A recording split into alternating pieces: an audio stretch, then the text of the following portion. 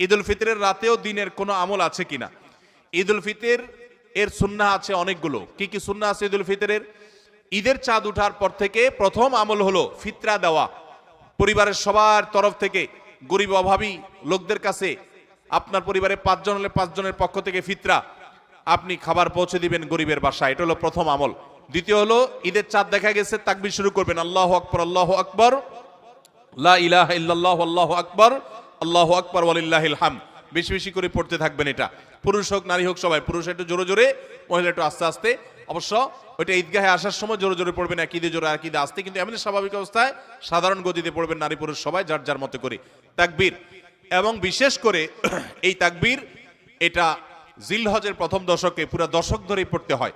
যাই হোক, এই ঈদের চাঁদ ওঠার পর থেকে ঈদের নামাজ পড়তে তাকবীর আমরা শেষ করে পড়তে থাকবো। তৃতীয়ত হলো মেসওয়াক করবেন। 4 নম্বর হলো গোসল করবেন ঈদের দিন উপলক্ষে। 5 নম্বর হলো সুন্দর